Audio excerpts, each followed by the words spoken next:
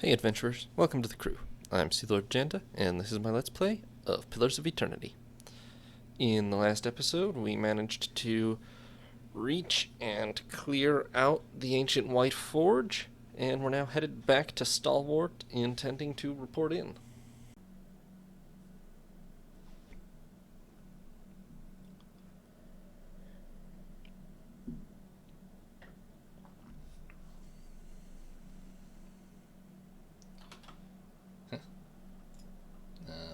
The crumbling edge of this long platform suggests there were once stairs leading down from here, perhaps joining with the pathway some distance below. It seems a manageable jump from here on this side, but you doubt you'd be able to return the same way. Well, you shouldn't jump onto something that looks like that anyway, but yeah, let's do it. You leap.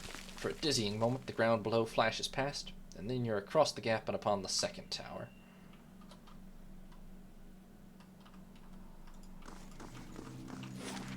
Yeah, we're up here. Where's this go? Oh, down. Okay. What's this now? As you grab the bow, it vibrates with a strange and familiar energy. Searching your pack, you find the silver arrow that you found lodged in an injured winter wolf. As you hold the bow and arrow together, the arrow suddenly snaps into place. You hear a crackling hum, and a pale ribbon of light begins to form between the ends of the bow. When you pull the arrow back, you feel a very solid resistance. Stormcaller, huh? Okay, got a badass bow apparently. Now there's just one little problem, which is that I'm pretty sure there's a bounty between me and the exit from here. That was a little hard to kill. And there's an ice troll apparently. You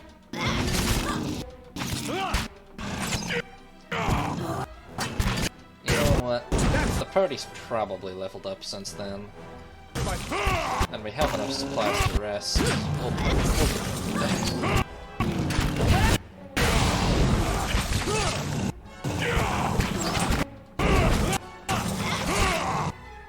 Crikey.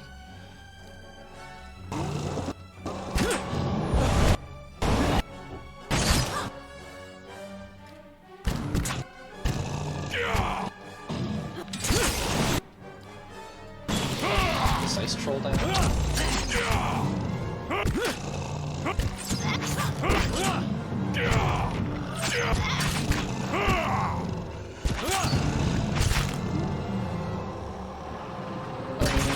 There we go. Don't you get back up on me. At once. Okay, those are dealt with. That was not the main concern, but... Talisman of the Unconquerable.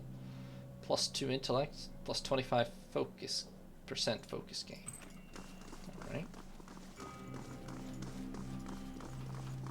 Laying low.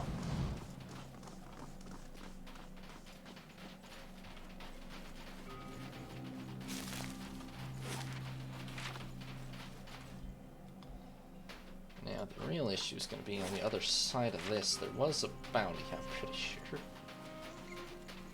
Yeah. Well, we can sneak around or we can try to just kill them. Let's try to just... Let's give it one good shot at least at just killing them. I don't know that I had 6th level spells before, so... Let's see what that does for us, eh?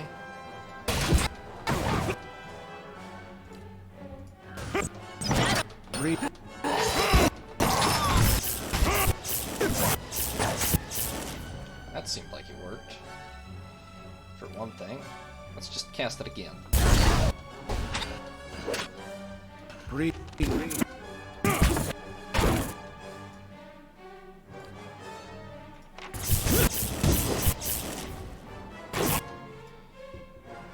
Now, fireball the wizard and the priestess. I had your duplicates work against that fireball loser surprisingly annoyingly well. At least he's not dead. And he is now. Scani. Yeah, is he marked down already? Yep. Manaha. Fuck back out. Ader, heal, you. Paladin. And that worked quite well. You, go do a finishing blow on the priestess. I will... Paladin is here now, which is a problem.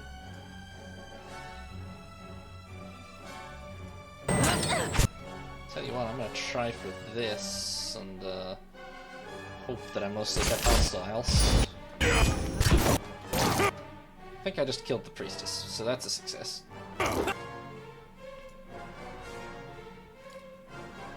You go for that. I am going to turn around and try to nuke this paladin before they get up. I'm gonna go for that. That should work. Okay, hell, I don't know why you can't pathfind. Let's go for this paladin instead then. Is Ader down? No, but he's not doing great. Okay, bye-bye, Mistla. I think we're winning this time, you know? Call me crazy, but, I think they're out of healers, for one thing.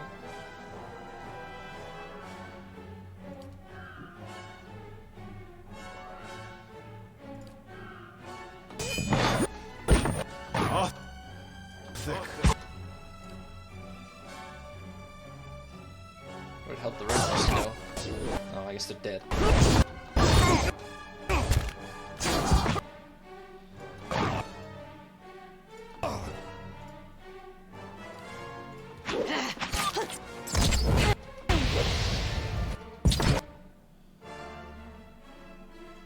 They ain't doing the job.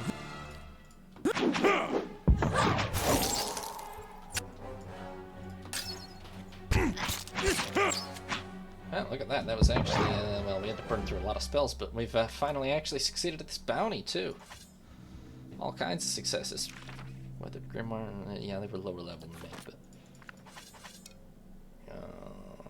daggers, stilettos, wands, armor, hoods, oil, lockpicks, 43 gold, 164 copper. Then we had more Morningstar plate, etc. Nothing too fancy on them, but oh wait, hold on, I take it back. Nothing more gold, 19 copper, Mesdalus head, and the Forgotten Tear of the Beloved. Devotees of Andra tell stories of her romance with the moons, especially her unrequited love for Senbalafa. Yet it was Ioni Brathir, the smaller of the two moons, that Andra pulled into the sea thousands of years ago. Small fragments of Ioni Brathir are believed to exist in some of the more remote places of Yora, lost tokens of the goddess's passion. Such moon fragments and the crater lakes that often form around them are known as Andra's Tears. This flail is made with a piece of Ioni Brathir that was discovered by some of the Pargrunan dwarven explorers in the White March. A flail with 30% of grazes converted to hits, 10% chance to cast Dazing, prayer against treachery once per rest, which is immunity to charmed and dominated in AoE. That's pretty solid. That's really solid against the right enemies. And suppress affliction twice per rest. Okay, not bad. And let's see, a pry bar and some camping supplies. In the trampled, bloody slush around this toppled wagon, you spy tracks leading back south along the path. Okay, I don't know what that refers to exactly. Pretty sure we dealt with the bounty now. Okay, so we've actually cleared the Jurgen's battery area fully now, because the bounty is also dealt with. There is still something in Longwatch Falls, a bounty and a dragon, but I think those are both probably not to be trifled with just yet. For now, let's head to Stalwart Village.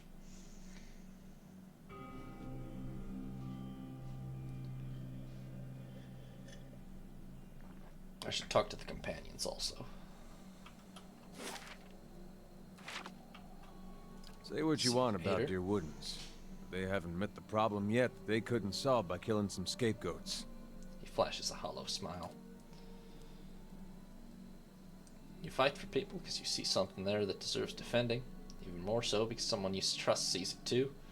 And you turn around and they do something like this. The person who made you want to help them is gone.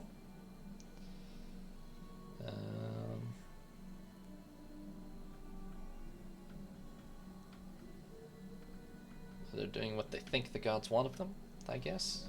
I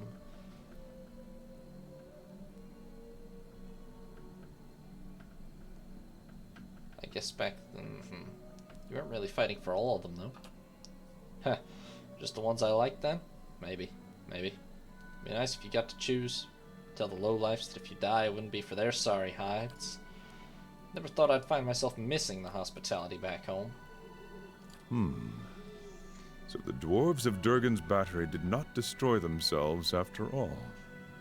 They fell to invaders. Indeed.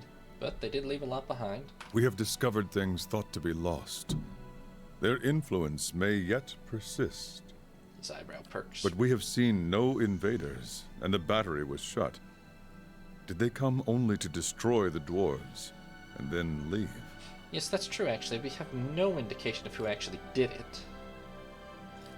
Just Didn't that it think was... there was anything more than lice and hoarfrost to these folk, but you had a look back there.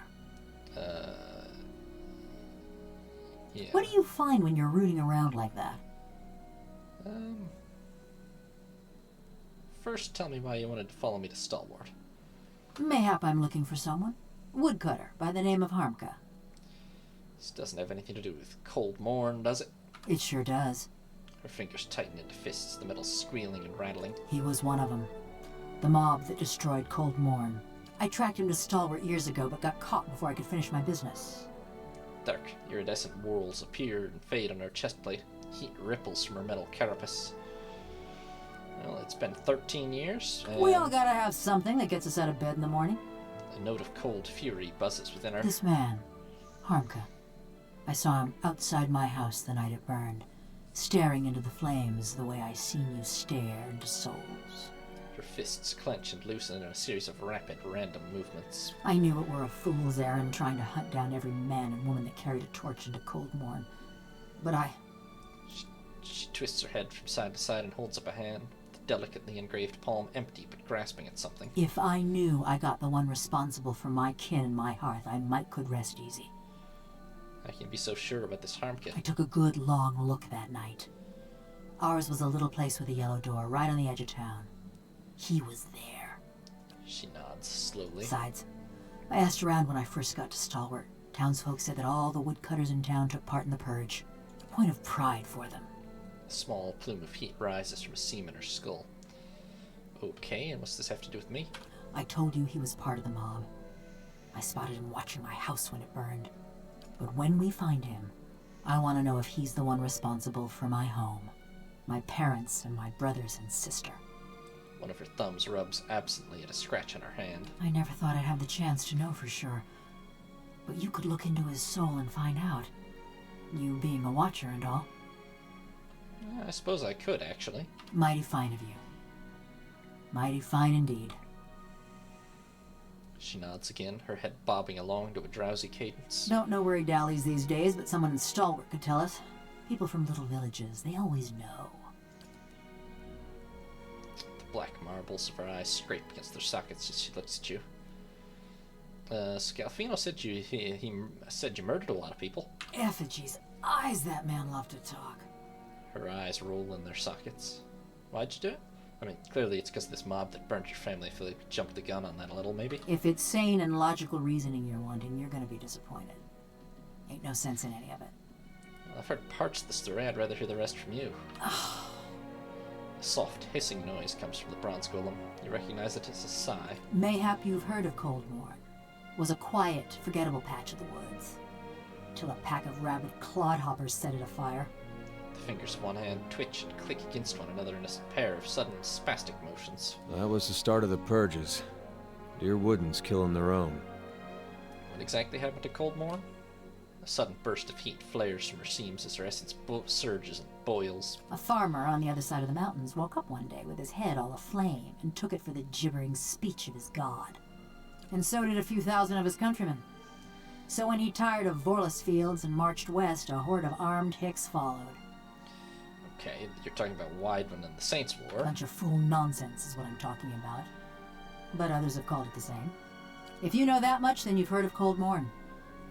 Ours was the village that let a few thousand of Weidman's troops pass through. You were from Cold Morn? When I heard what happened out there after the war, I couldn't believe my ears. Fine line between couldn't and wouldn't.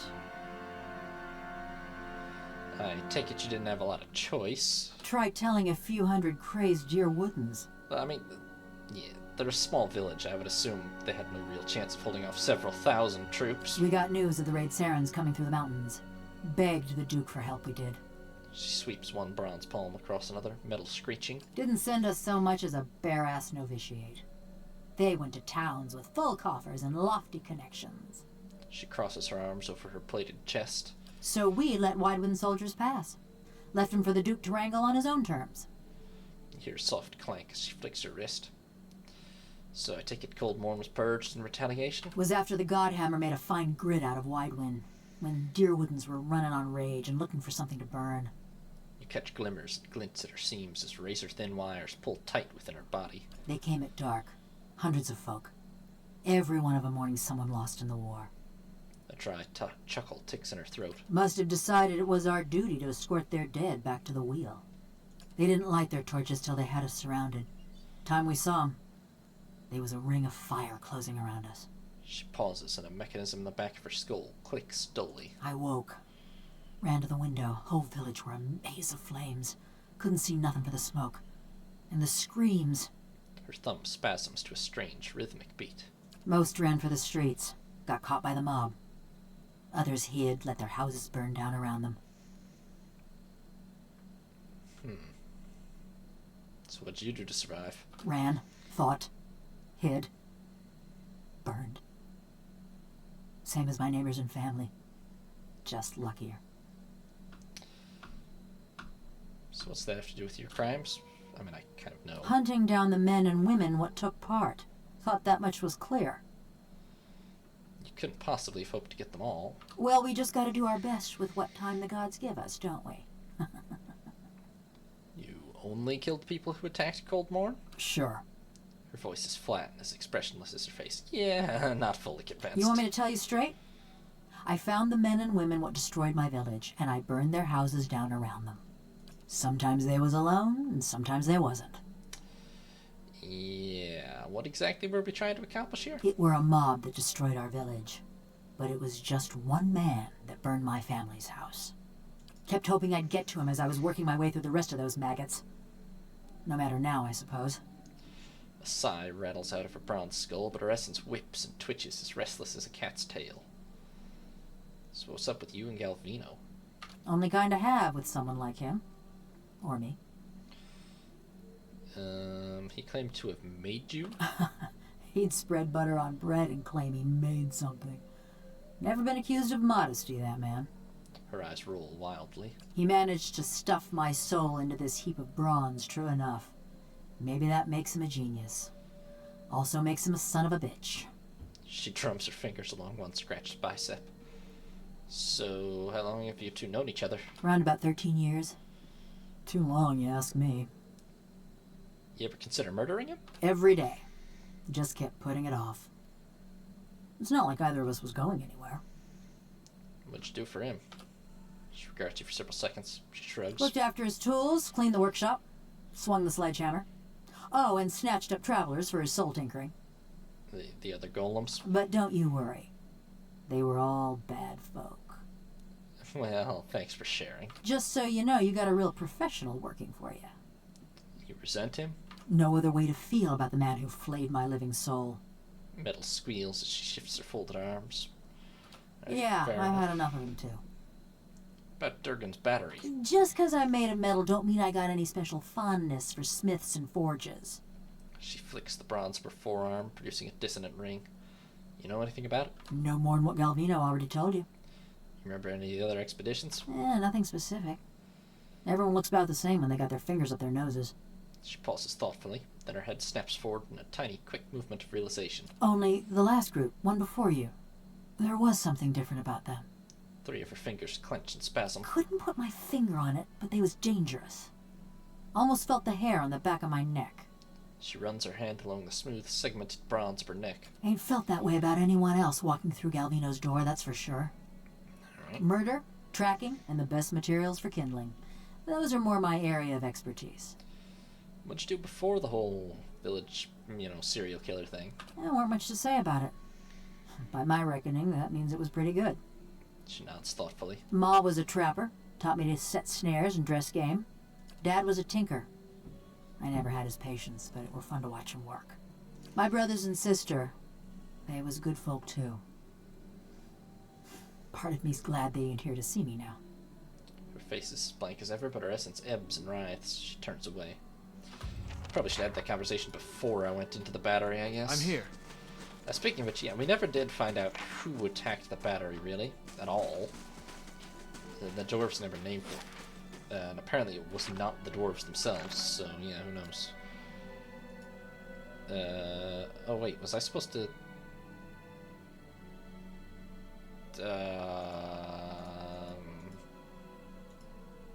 I'm pretty sure I awakened the forge now. Maybe I just need to talk to Renningild. I mean, worst case, I can just run all the bloody way back through it, but that's annoying. You've been busy since we last spoke. I want to thank you for what you've been doing for Stalwart. You know where I could find harm? Probably out in the russet wood, chopping timber. She has the devil of courage. Don't worry. We're not looking to murder him or anything. You make such a great cover, Ader. They'll never suspect a thing. Why do you want to know? A friend asked me. Well, if you don't find him, just check back later. What's on your mind? Okay, so I'm gathering that I missed a step in terms of awakening the forge somehow, although I felt like it was pretty... I mean, it did feel a little anticlimactic after I won that fight, but, like... It still felt pretty awakened to me. I don't know. You'd have better odds against a Stelgar.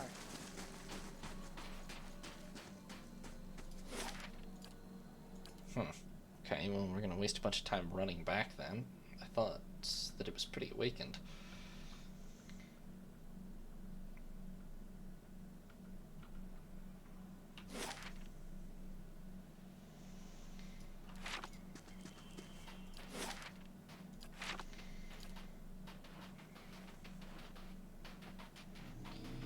There's not gonna be anything to fight, so we can just run straight to it, but... thought, not sure what I missed. I don't know.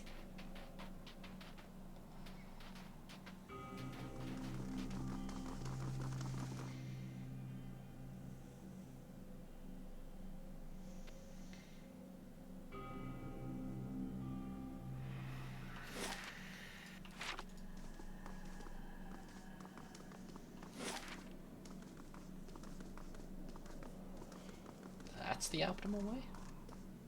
I would have surely thought... Oh, right, you can't get through that. Okay, yeah.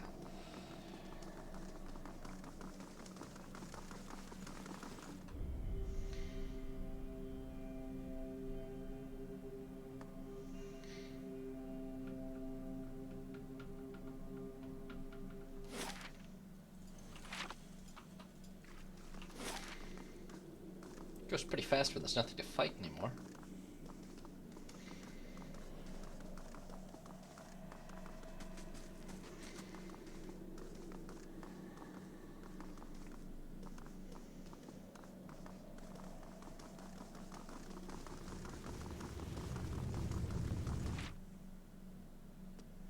Still not really clear.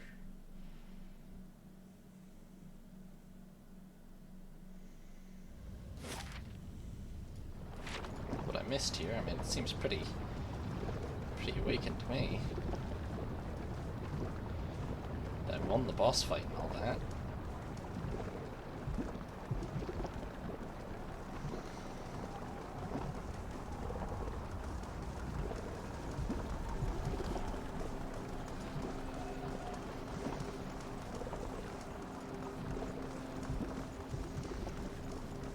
Yeah, I even walked around here a bit. I should cheat and look this up. This is not as obvious as it should be. Oh, I gotta click on the Azure pillar. Okay. Stop, Marauder! Our bodies are dust already. Must you profane holy ground with further violence? Flames roar and whip from within the forge. As they rise, their glow washes the room in a gory crimson light. Did the height of our walls offend you? Did we cross your borders? Sell you weak steel? Tell us, why did you invade our fortress? Behind the anger and through the roaring flames, you hear the voice of a tired old man. Well, Durgan's battery's been deserted for over 200 years, for one thing. No, that cannot be. Obsidian wouldn't allow it. The flames flicker and shudder, and the stones beneath your feet grow suddenly cold. Wake up, Exandru! This is why Obsidian gave us the White Forge, that we might take up arms and deal with villains like this. Heat surges once again from the forge, prickling your skin. Such a magnificent device, and she can only see it as a tool for war. She shames our grandparents, who wandered this continent and... Quiet, both of you! Can't you feel it? This chill. This silence. The fires crackle and snap. But you entered our keep and found it abandoned. Ruined. What happened to us? This question drifts from the mouth of the White Forge, wreathing you like a cloud of smoke. Well, I'd heard you destroyed yourselves, but it kind of looks like someone or something invaded the battery. I'd never seen anything like them. Twice the size of any ogre, and positively fearless. They were... Eyeless. Yet no matter how hard we fought, or how deep we hid, they kept coming for us. What were they? Some kind of magfolk, but bigger than any we knew of. We who survived never got close. They were relentless. Unnaturally so. Why'd they attack you? They didn't stop to explain themselves, yet I wondered if a monstrous wilder might survive in a place like this. We should have taken our steel and pushed east. What's to say they didn't come from the east? From the lands Maroon so coveted? It was a punishment for taking this gift of Obsidian, the White Forge, and squandering it on our greed and vanity. The other voices say nothing, but you feel their doubt and dissent in the stifling heat of the forge. Okay, go on. We retreated until there was no place left to go. Until those of us who remained were here. Here, with the salvation Obsidian had left us. You use the White Forge to channel your souls into the battery? Yes, using the same methods with which we had fashioned so much cold steel. So this is truly all that remains of the Pargrunum. It was agony. Feeling your soul ripped from your flesh. Feeling every part of you torn asunder. But it saved us. Imprisoned us. It was Obsidian's grace. Now, we inhabit the monument our people built to the White Forge. What does this have to do with Abaddon? The White Forge belongs to Obsidian, of course. It is here that he built his own body. Oh, well, that's quite a legend. And whether he found this place or created it, it's a truly remarkable smithy. We Pargrunin are wanderers by nature. But it was Obsidian's call that led our forefathers here after generations spent along the Pearl Coast and Air Glonfath. So the old stories say. Then again, I can't see any other reason our grandfathers would have stayed here when greener lands lay east. How does the forge work? Its fires have been blessed by Obsidian. They're fed by Aora's molten heartbeat and veined with Audra that runs to the center of the world. Well, that's impressive. which explains their conductive power. See, these Audra veins allowed us to siphon essence into steel as we shaped it. And that essence, the extraordinary heat of the forge, and our smith's skill is what made Durgan's steel so remarkable. I see. And now you're here in Durgan's battery. Stuck here, you mean? With all the others who sought to escape the Eyeless. You're trapped here, never experiencing anything? Sounds kind of maddening. Had we thought longer on the fate that awaited us, we might have chosen a quick death to this slow agony. Blasphemy! There's no greater honor than remaining here, watching over the White Forge. You think so? I only wish we could protect this humble monument better. Or do something. Anything. We were once among the greatest smiths in the known world. Tell me, do Kith still speak of us?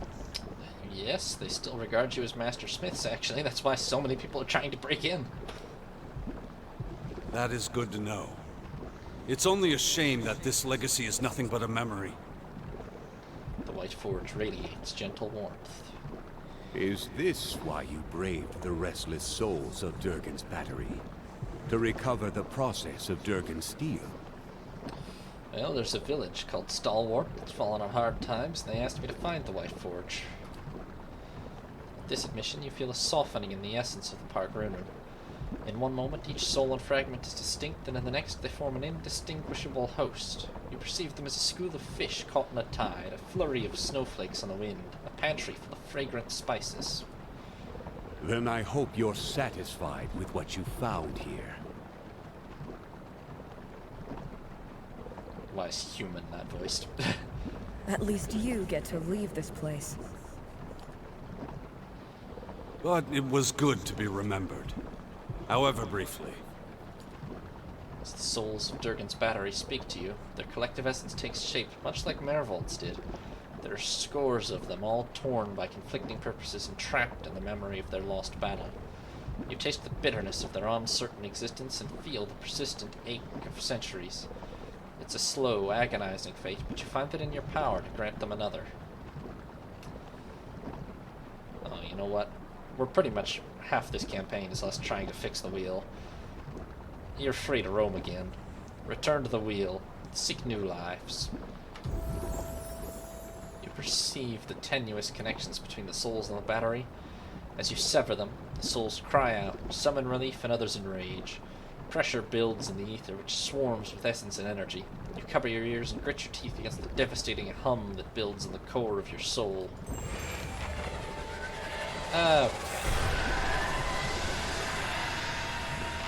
You missed that part, I guess. Durgan iron ingots can create refined ingots, which can be used to augment weapons, shields, and armor. Nice. The surface of the anvil hums with power. It's warm to the touch. Okay, well, I'll bear it in mind. I guess we'd better go back to Stalwart and actually report now. Thanks for watching, adventurers. New parts will be up every other day, or you can watch live on Twitch. If you did enjoy the video, consider leaving a like or subscribing. Have a nice day, adventurers. This is Sea Lord Janda, signing off.